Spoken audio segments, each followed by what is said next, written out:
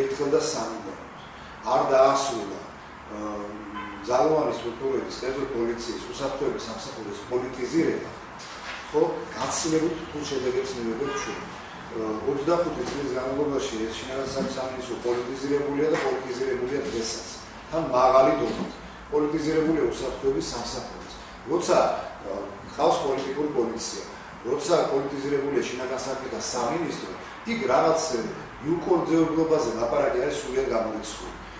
რომ არ იყოს პოლიტიზირებული სტრუქტურა, დამნაშავე, ვისაც დამნაშაულია ჩადენილი თქვა, ვისაც მოკლული ხავს ადამიანი, ვისაც ნაწამები ხავს, ვისაც მოპარულია, ვისაც ნახაჩაღარია, ეს კანონის წინაშე პასუხს აგებდა და ერთხელ და სამუდამოდ დასრულდებოდა ის იმ პარტიის წევრი, ამ პარტიის წევრია.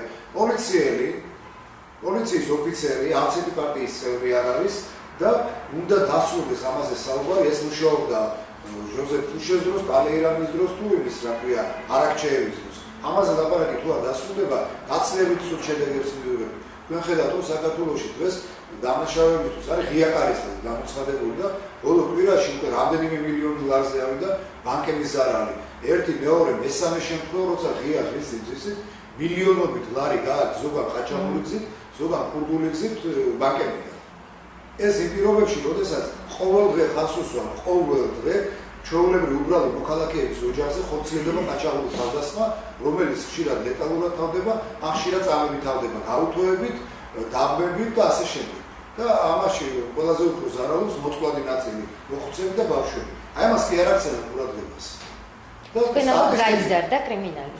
სტატისტიკით ჩვენ ხალხო ეხლა უსვრებთ შვედეთს, ნორვეგიას, ავსტრიის სტატისტიკით, ფინეთს, დანიას, ლუქსემბურგს გამოგიდგენიათ, სადაც ბინაში ყაჩაღობაზე წარმოდგენა აქვს რა არის. და საფონის კურდობაზე და ბინის კურდობაზე თუ სხვა ჩასული პირი არ აკეთებს, უბრალოდ წარმოდგენა რა არის. და შინაგან სამინისტრო აკეთებს სტატისტიკას, რომ სადაც 60% და 65 და 70%-ამდე ადამიანს გასცდა. ბატონო, გაიზარდა კრიმინალი თუ უბრალოდ ადრე არ შუქდებოდა? კრიმინალი გაიზარდა გამომდინარე შინაგან სამინისტროს ხელმძღვანელობის არაპროფესიონალიზმიდან, დილეტანტიზმიდან გამომდინარე.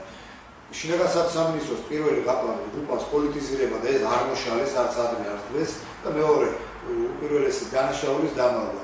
როდესაც დანაშაულის დამალვა არის შინაგან სამინისტროს დაღუპვის პირველი სტადია.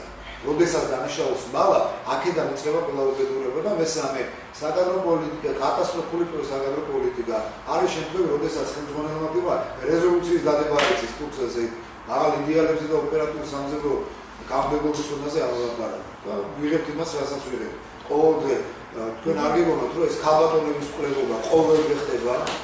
თვეში რამდენიმე 3-4-5 ქალბატონი ხდება.